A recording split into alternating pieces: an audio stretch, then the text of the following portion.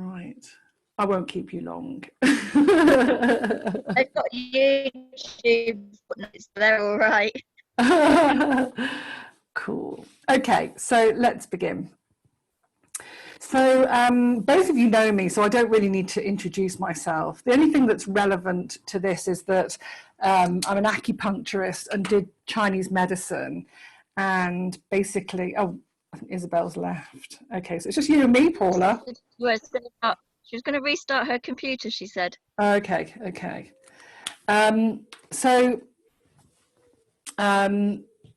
This was a technique I was aware of many years ago, and my original pieces were wooden that I've got from somebody in San Francisco in the Muir Woods, and these two really beautiful. I'm just going to put gallery view on so I can share. So I've got these. In fact, I'm going to make myself speaker. Sorry to do that. I'm going to pin myself so that for the video purposes.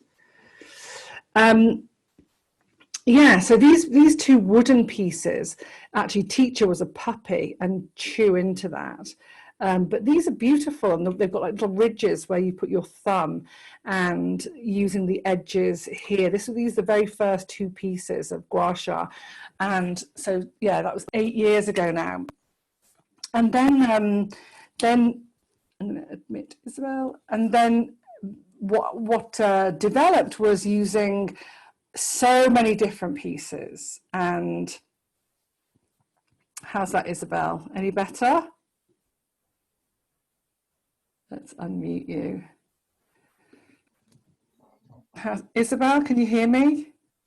Yes, I can hear you. Yeah, can you hear me? I can hear you really well. I can hear you as well. Brilliant. We're all I'm here. instead of my laptop, and it seems to be good for now. So brilliant. Thank you. Okay. Sorry about that. No problem. No problem. Okay. Okay. Let's do that. Okay, cool. And so the original method used by Chinese practitioners, they used to use buffalo horn, and they used to use, they still use soup spoons, just a very basic soup spoon. And I think I've got a piece of horn in here. My collection has obviously grown massive over the time as I collect more and more beautiful pieces, because there's so much available.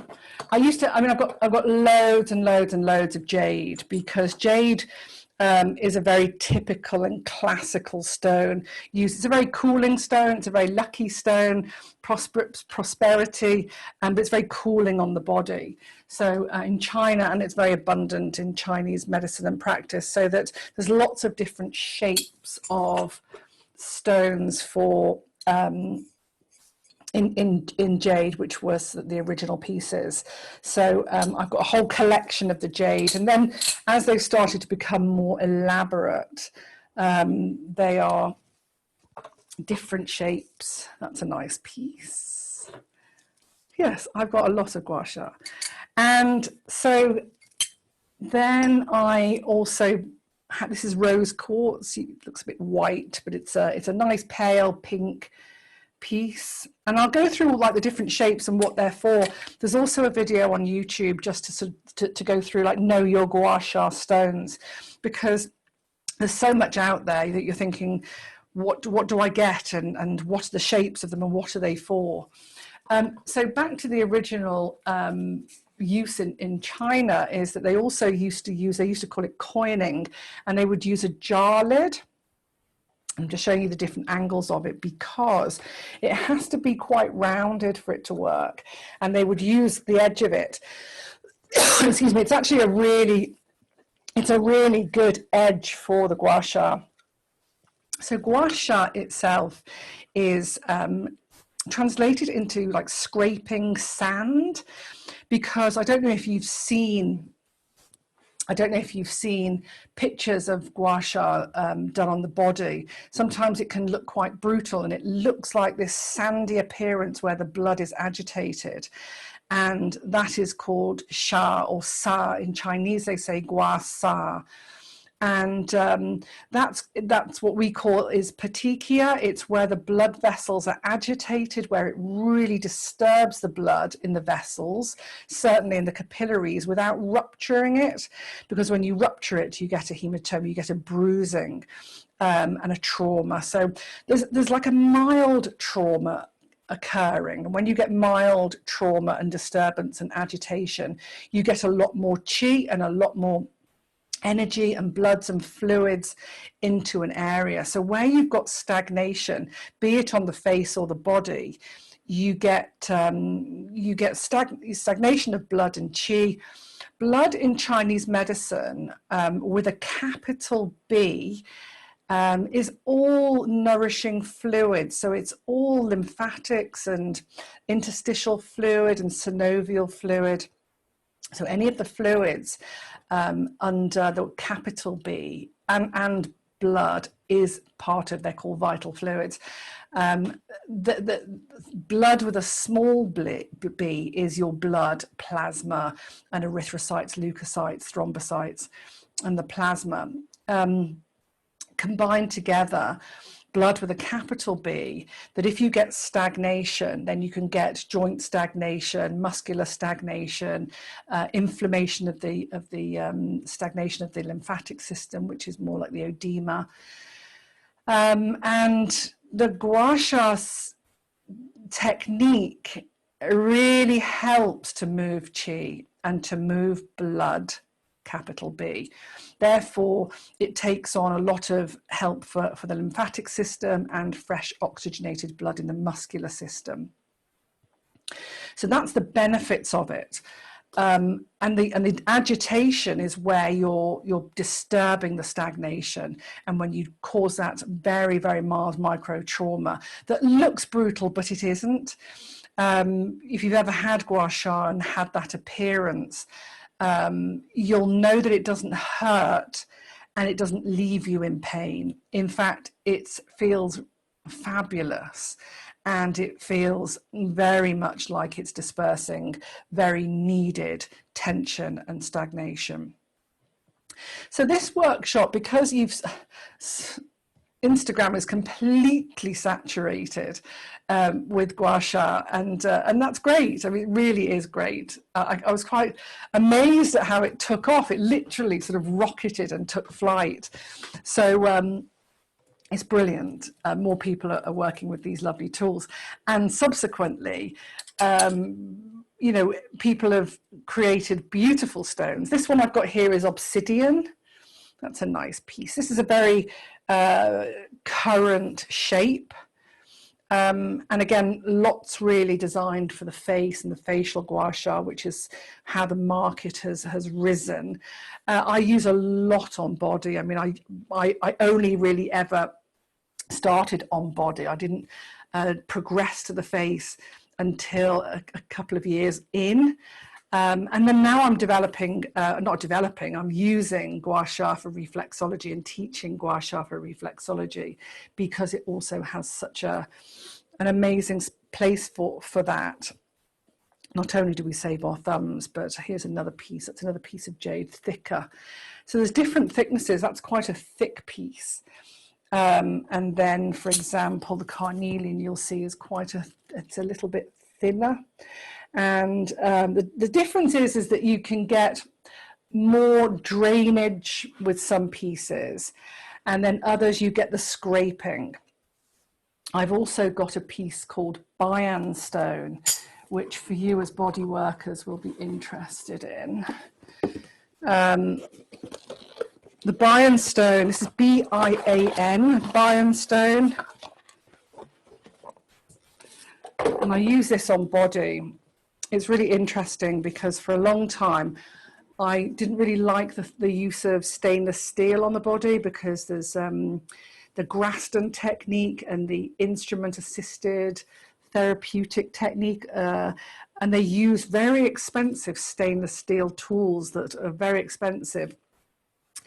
And sort of from the origins in China, where they used a soup spoon or a jar lid, And I've made another video where I eat my words. Oh, I haven't brought down my piece that's next to my sink upstairs, which is a very large, lovely piece. It's from the Heiyu method, and it's kind of that shape, but that thick. It's really great. Anyway, so back to the, I was like, don't spend hundreds of pounds on your instruments when you can. That's actually one of the best tools to use for gua sha on the body. It really is, and I'll show you as we go along. This Bayan stone, this is a 6 or 7 inch, I think it is, just so you can see. It's a hand span of my thumb to finger. This is a great piece. You can hold it really well.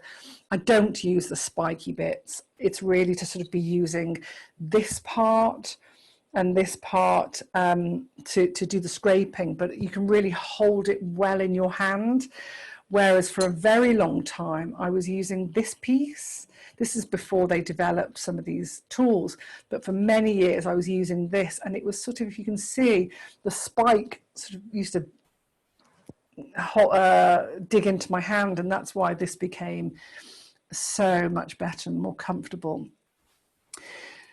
The stainless steel is good. It's heavy. It's a good heavy instrument, and it really does the job well. But I like natural stones. But then what caught my eye was my very very latest piece, which is this stainless steel piece, and I'm in love with it. It's really good. And I love sort of these U-turns and constantly learning. I still can't see myself with one of the big metal pieces like that, although you never know. You never know, because I said I'd never work with stainless steel, but this is awesome. It's quite, I mean, it's sort of medium thickness, and this just gives the ability to work doing a sort of the scraping rather than the draining, and that's what I'm going to get onto in a minute. I'm going to unmute you just in case there's any questions. Any questions at this point? I just want to say I will have to go. I don't know how long you're planning to do this for, but I will have to go at 11:45, 10 to 11. Yeah, probably that's the time that we'll be done. Perfect. Yeah, because once I show you the techniques, you can develop it yourself and create it yourself. So that's fine. I have this roller as well. Do you use rollers in Gua Sha? Yes. Yeah. I've got a roller right here actually. The rollers are lovely. The roller here, I mean, the best way to use the roller, as with these jade wands, is to refrigerate them or put them on ice, because when you use a roller, this is very much about moving lymph and lymph drainage. It's a gentle way of moving the lymph. They work best if they're cooled and chilled. But actually, I mean, I think they're great, but this just picks up, for me, a little better than the jade roller. But there's nothing wrong with a jade roller. It's almost like has a sort of smoothing and lifting. But for me, if you can see, it's good, and if you've got the both, you can feel the difference between that. Yeah, I used to use the roller, and now I'm using this, which I prefer. Yeah, the chameleon, yeah, because you can feel that you can really lift it. Yeah. What's the difference between rose quartz and jade? Nothing other than the stone.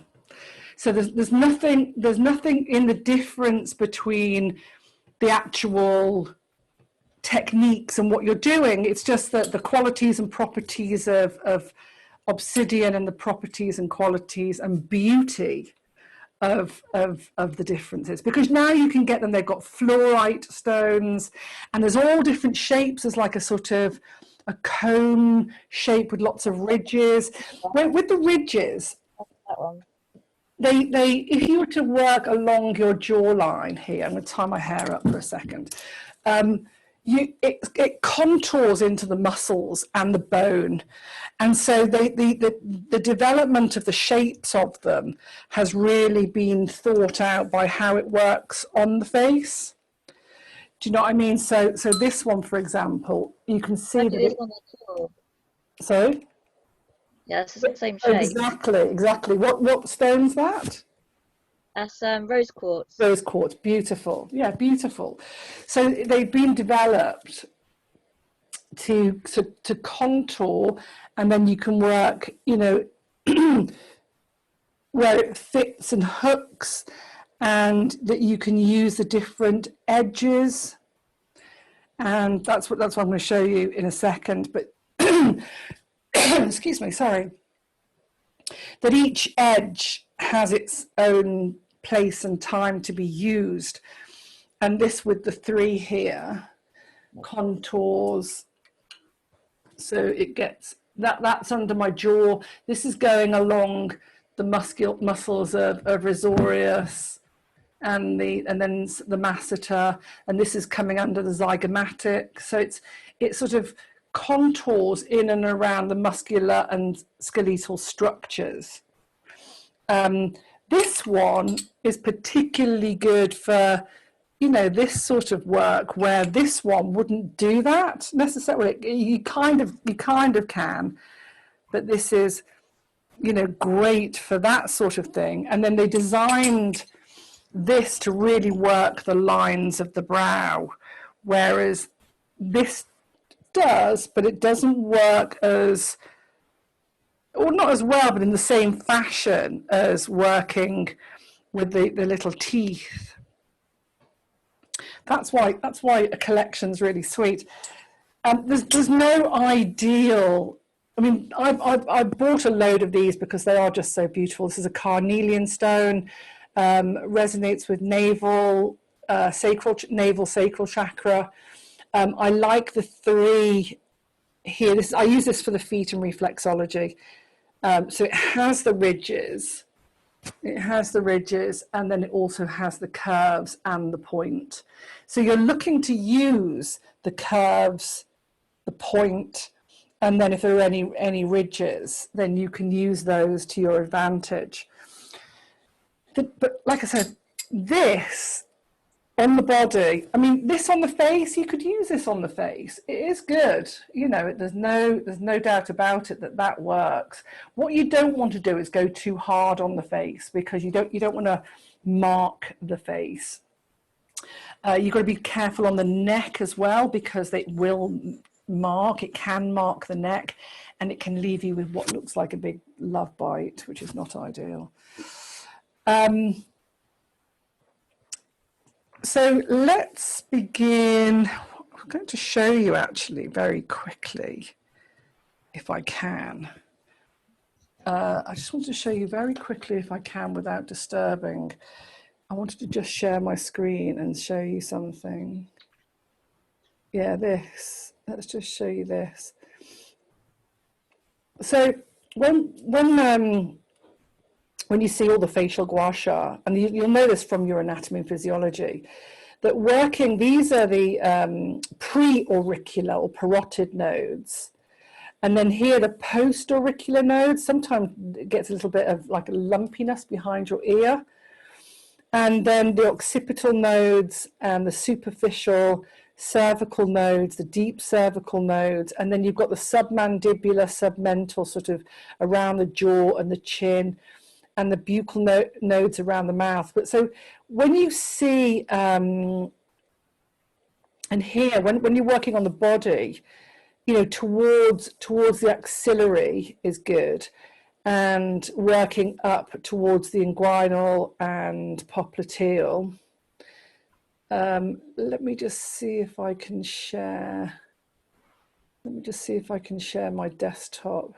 So that's when you're working, I like to work towards the draining and clearing the lymphatic nodes.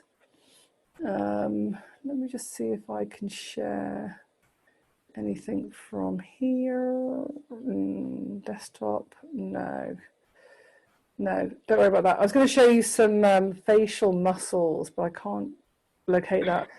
But you know your facial muscles from when you did your A&P, but not only are you working towards the lymphatic nodes and then down towards the thoracic ducts, if you remember, the thoracic ducts that then tip into the subclavian vein. And that's what really starts to clear any puffiness and imperfections on the face. But then you're working the muscular system. Predominantly masseter loves the gua sha. So if you're a grinder or a clencher, the masseter loves that. And then the risorius and triangularis and mentalis and all these lifting, and then the zygomaticus and the frontalis love the muscle stimulation to get fresh oxygenated blood into the muscles, to give them that fresh vitality. And again, not that with derma rollers you're causing more of a micro trauma so that you get collagen production, but this is more agitation of the blood and the lymph. So the blood in Chinese medicine with a capital B. So it's called blood and qi stimulation. Okay, so then working also for self-care, so I'll move on so that we can just start the session. I'm going to show you a little bit how to work around your neck as well, because the neck also has a lot of muscle. You've got the sternocleidomastoid and the scalenes. Oh my God, do they love a bit of work. And of course, you've got all those deep cervical and thoracic duct nodes. So if you've got good lymph and blood flow, you're doing all right. When you get stagnation and you get inflammation, that's when it gets a little bit tricky. So I've got some oil here. This is an oil that I've made. This is my School of Fine Tuning facial oil. It's got frankincense, rose, and ylang ylang. It's delish. It is delish. This is a new bottle. Lucky me. So if you've got a little bit of oil, and facial oils, we've got DPD. Oh my God, is that for us? Now we're in trouble. The dogs might bark. Just 1 second. Out. Thanks, lads. Thanks, lads. Always happens. I make videos and the dogs go bonkers. Make videos and the postman comes. So you can use, I like rosehip oil, jojoba, apricot kernel oil. They're my base oils that I love to use for facial oils.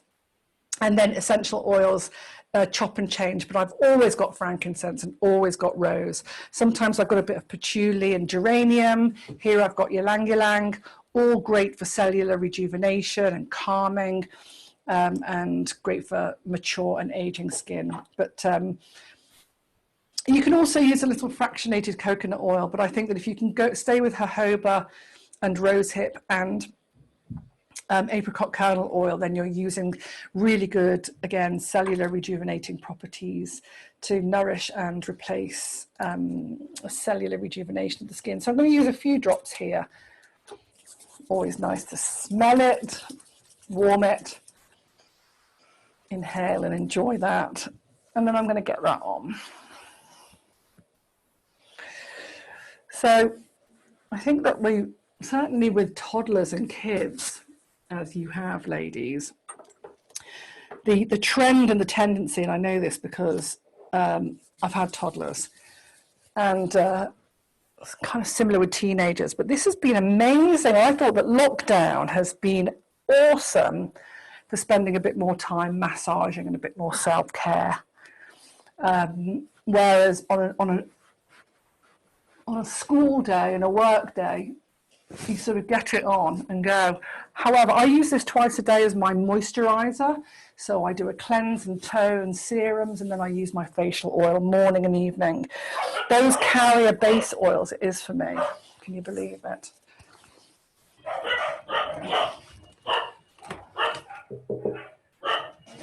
Thank you. Yeah, perfect. Thank you. The one moment when you get a delivery. So yeah, I find that I'm doing a video, Gina, again, and then the boys come in. So the massage, the simplicity of massage itself can stimulate all that I talked about. So stimulate the muscular, blood, lymph, all those fluids. Scissoring movements, so you can do relaxing and then sort of stimulating movements. Amazing. Little scissors. It's like a little half circle if I slow it down. And then I'm just going to go around the eyes. So around the eyes is around the orbital cavity, not too close in, but just around the orbital cavity. And then I'm going to do little pinches along the eyebrow. Little pinches along the eyebrow. So the massage aspect is just as important as the gua sha. So just around the temples and then coming down along the cheekbones. And then to find the masseter, if you're not familiar with that, is that you clench your jaw and it's the muscle that contracts. Give that a really nice rub. Circles. There's a great acupoint, stomach 6, like right in the center of that, that if you've got, and I'll show you how to do that with the stone, but if you've got toothache, then really press. So it's right in the middle of the masseter. So you clench, find the highest point of the masseter, relax, and then press really hard. It's got like a dull ache, but that's brilliant for toothache. Any sort of toothache and jaw ache, and also any sort of neck pain. Stiffness of neck pain here, this is all good. This is a indicated point to release neck pain as well. Okay, so around these lovely nasal labial lines, these here. So these are really important. This shows your life, your purpose, your experience, and then definitely above and below the lips. Good. And then little pinches along the jaw, amazing. So this is the massage, just to get everything's waking up. It's like, hello, hello. Okay, down onto the neck. And then the other way we're gonna lift. So the first thing, there's lots more. There is lots more. I mean, I do a facial massage, like a natural facial rejuvenation massage, which is a 40-minute massage with loads of flicks and things. It's quite difficult to do it on yourself, but you can be, afterwards, after you've used the stone, you can do some flicking moves. Let's take the piece of stone then. So let me use that one then, because Paulie, you've got that. And then I'll use a bit of that as well. So I'll use these two as they're the stones that you've both got. So I would start, if I show you sort of bilaterally, I would start with this inner edge, and then I'm going to start by just waking up the lymphatic nodes here. And what the idea is to get a little bit of drainage initially, so that once we start doing some more lymphatic movement, that there's already a bit of drainage. So when I'm working on myself, I'll do one side at a time, or you can buy 2 stones and do it bilaterally.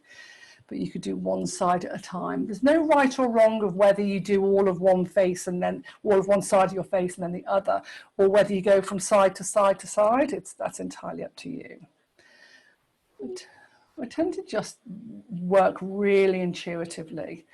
Okay, and then I'm just going to that buccal nodes and your pre-auricular, and I'm going to come up and then sweep down.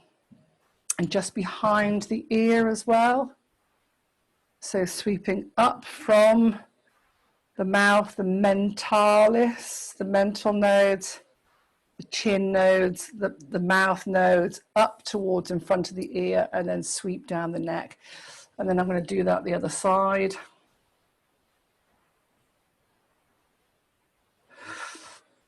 And what I have seen on Instagram is some people, they've become real gua sha artists. It's like, oh my goodness, work it. The Chinese don't have that sort of beautiful, you know, how we do in facials, all this sort of lovely stuff. And they just sort of like, they're quite brutal in China. Okay, so let's begin. So that's the initial drainage, the massage and the initial drainage. And now we can start working a little more detailed. So I like to, if you just work it like that, can you see it sort of wobbles the skin? So I just sort of hold the skin and work with one hand. And so I'm working, like I said, risorius, triangularis, all those lovely depressor labii oris around the mouth, and you've got orbicularis oris here. So I'm working up, and so I'm working the muscle just to sort of stimulate blood flow, blood and chi flow, and then I'm coming up towards the pre-auricular node, and then I'm just going to take it down. So every time I'm working sort of quite focused without strangling myself, I then sweep it up towards the node and down. The lymphatic system is really superficial. The muscular system is a bit stronger and deeper. So when I'm working the muscular system, I'm working a little harder. And then to do the drainage, I back off and just make it a sweep. If you work too deeply, the lymphatic system, you collapse it, and you don't want to collapse the lymphatic system. You want to keep the vessels open. So that's why deep tissue massage, you know, is a bit tricky on the lymphatic system because you collapse the vessels. That's why I like flowing massage and not such deep tissue massage. So there, and then definitely into the masseter again. So this side is good, and with this stone here is good. That you would just work, you can work up and down and side to side. Oh, you can feel that, it's just fantastic. And then to locate that stomach 6, again, for acupressure, oh my goodness, it's right on it. Oh, you know when you've got it. Can you feel that? Oh, that's a great, and then just to smooth it out, little rub and a smooth out. Brilliant. We hold a lot of tension in our jaws and our necks. Okay, I'm just going to go over my mouth and my lips. So with this stone, I'll show you this side. And then if you did want to work across with the point of this stone or that stone along the lip, because a lot of people have lines of the lip, that this is good. A little backwards and forwards rubbing, so these little local, yeah. And like I said, like I showed you, with the stone like this, you can work up and below the jaw. That's really good. And you can feel sometimes the tension in the muscle and then just smooth it all out. And then back off a little bit and drain. Because when you're working also the muscular system, it will throw off any excess tissue fluid or any harmful pathogens in any of your, held in the skin. Okay, I'm going to move up a little bit. So I don't do gua sha on my nose. I never gua sha my nose. I don't know if it's trendy to do your nose, but I never do my nose. But I do work a lot over my cheeks and under my eyes here. I find that if there's puffiness, this is brilliant. And I'm quite gentle here, actually, because this would be a lymphatic work rather than a muscular work. Yeah, you can see here a little bit of accumulation, also especially when it's hot, if you're not hydrated enough. So nice and gentle, and then towards those pre-auricular parotid nodes. Amazing. And then down again, back off, Just nice big sweeps. So I don't know about you, but I can definitely feel and see the difference. It feels nice and hot. That's nice, some stimulated erythema. And then working up towards the forehead. So here, if you've got frowny lines here, you can hold open and really, I've got some new tools, these sort of spoons and pointy stones that I'm going to be using in my zone facial, which are very cool, but still using the pointy bit or this bit on these, and then over the brow and also under the brow. So this is bicularis oculi, lots of frowning. So just to really stimulate the muscular, the corrugator. And then I'm going to go the other side. So I'm going to show you one side just because of the timing. And then you can adapt it to the other side coming up.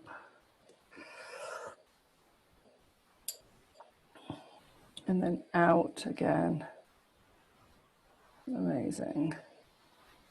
And like I said, with these, you can work up and over the lines, just smoothing out the lines. So with this one, you can just use the smoother edge. Oh, marvelous. Okay, so there's plenty of other techniques. I'm going to keep it nice and simple so that you can work it. For me, I love working my neck. I love it. I find that my neck gets really, yeah, hopefully you can see that. So I'm just going to be sweeping down to begin with. Oh, and then I'm going to take the pointy bit here or the pointy of that. And I'm going to go up. First of all, we've got the occipital nodes, but I'm going to work into the cranium, into the occipital ridge where there's loads of acupoints as well. I'm just going to switch stones. And oh my God, my metal one's just like, ooh, amazing. So working along the cranium, occipital ridge, and I'm doing little circles here. I'm doing little circles. But you can also just hold and press and push up. God, that's so good. And we know that the levator scapula and the trapezius all attached to the top of the occipital ridge here. So you can take that in, you can do both sides. And then you can do long sweeping moves. And this is where, you know, that you might mark. Sometimes typically you can mark. Now I'm pressing a little bit harder because I'm working the muscular system. So I'm going backwards and forwards, and I'm not painting. It's not a painting movement. It's like a erasing rubber movement.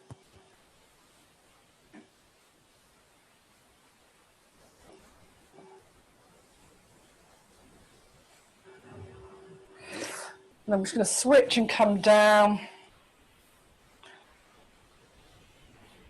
backwards and forwards. And then you can get more focused. You can get more focused with the point of it. And certainly, you know, that levator scapular attachment. You can work here. So yeah, neck, very, very good. Sternocleidomastoid that comes down. I'm just watching the time for you, Isabel. So, and then you can take it across here towards the axillary nodes. But this is also for, you know, for tightness in the chest, any respiratory issues, and then you can get a bit more focused in the intercostal spaces. It works really well on the rhomboids. You can go up and down the rhomboids, and you can go across the rhomboids. And you can use it. You can use it on your arms. You can use it on your legs. You can use it all over the body.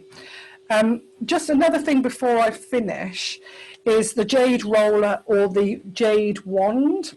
If you put these on ice, so you literally would get a glass of ice, and you can put them in ice and then take them off, dry them, and working with the jade roller on ice over your face after you've massaged is fantastic for the vasoconstriction. So you've caused a lot of vasodilation and a lot of circulation.